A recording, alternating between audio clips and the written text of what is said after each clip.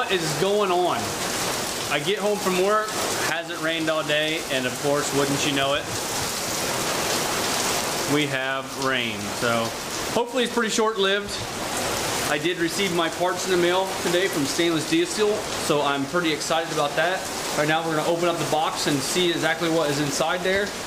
Get the wastegate actuator set up on the S300 turbo, and then try and get back in the 24 valve and see if we can actually, hopefully, possibly get this thing running tonight. So let me grab a knife and open up this box and see what's inside.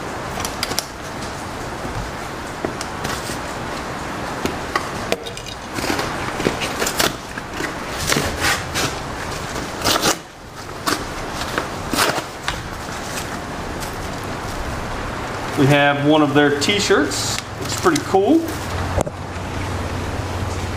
It's one of their stainless diesel t-shirts. Pretty cool, I like that a lot.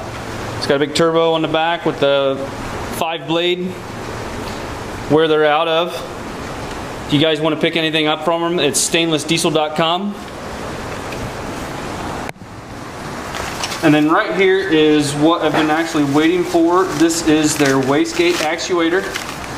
This is what I'm going to be installing on my truck instead of the vacuum style, and these run off of drive pressure.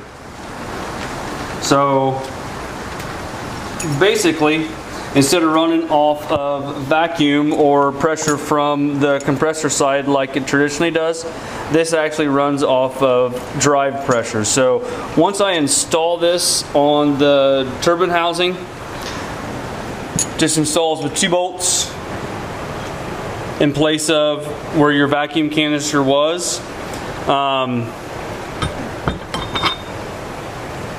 Just like so. You screw that in until you start feeling resistance, and then it's 6 revolutions for right around 40 psi. And then that's just a good starting point. That's what the preload that you need on that. So like I said, this runs off of drive pressure instead of boost pressure. So basically all you're going to do is you're going to remove this factory canister style bracket.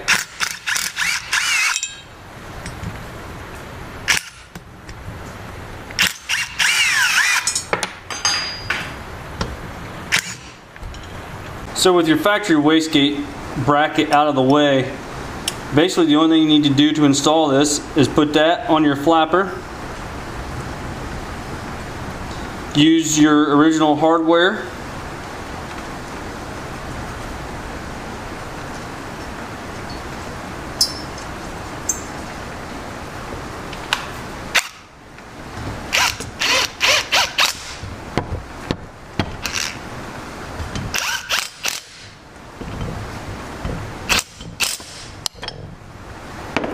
And then they also provide an E-clip to put on the wastegate flapper.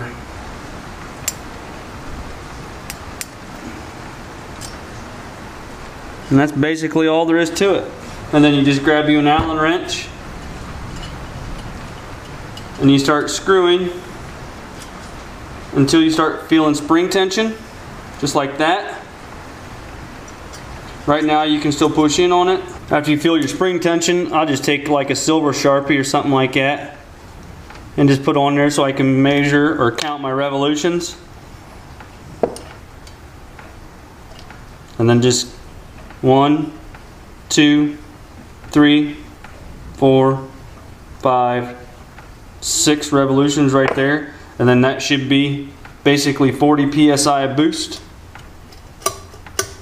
And then this does have a jam nut on it, so you want to tighten up your jam nut with just 2 wrenches. And now my turbo is ready to go back on my truck. So after waiting for maybe an hour or so and eating supper, picking my son up from football, it is finally done raining and the sunshine is back out. So I think we continue on and put the turbo on the truck tonight.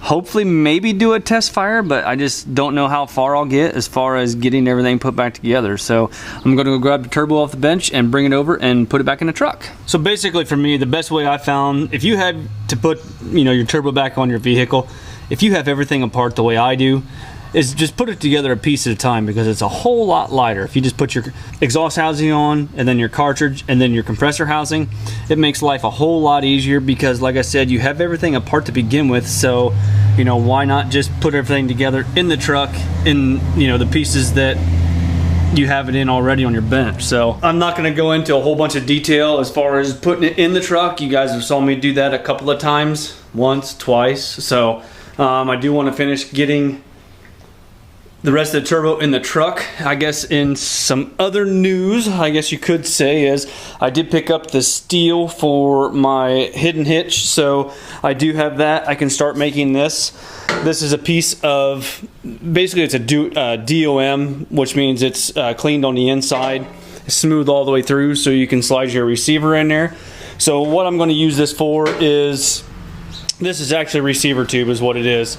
I'm going to use this for my cross section. I'll go out here to the truck. I'm going to use that for my cross section right through here, just like what this is. And then I have a piece of 2x3 angle iron that's going to sit on top of the frame rail on either side. That I'm going to cut to about 9 3/4 inches to go from this cross member to the back of the frame.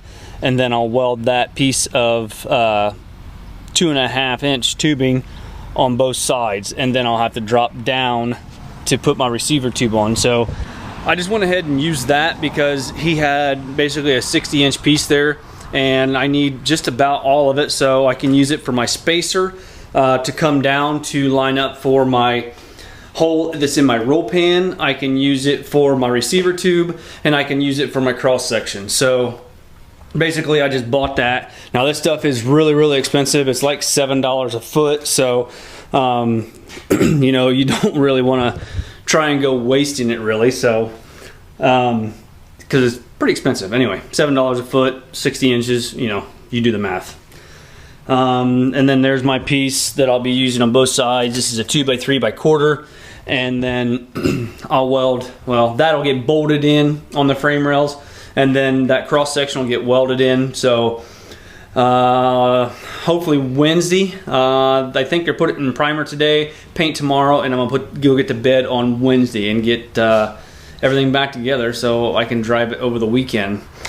There is another way, if you don't want to go to that extreme, you can, if you wanted to, still do a roll pan. Like I said, there's a series of holes in the bottom of this frame here, and you know, they're all kind of spaced evenly. So if I wanted to move my hitch back, like this hole and this hole is the same distance from here and here that these holes. So basically I would just move everything back in the series of holes, and then, but that still won't allow for height wise on the roll pan itself. So you would have to cut either one spacer and then drill all the 4 holes in there, 5 holes in there, whatever is in there.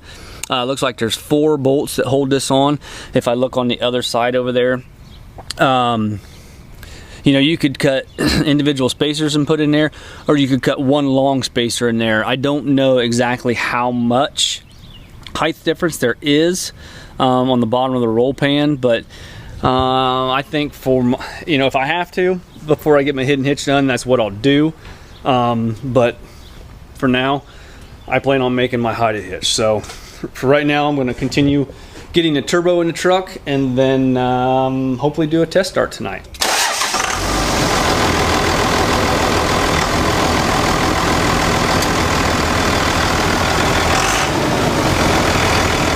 Okay, it is about 9:30 and finally just got everything back together. So I think I'm going to go in the house and take a shower and clean everything up. I didn't start out wearing gloves. I forgot to put them on, and after just a few minutes I just said to heck with it. So anyway, everything is back together. The wastegate is pretty good. I got to take it for a test drive yet to make sure all boost is set right.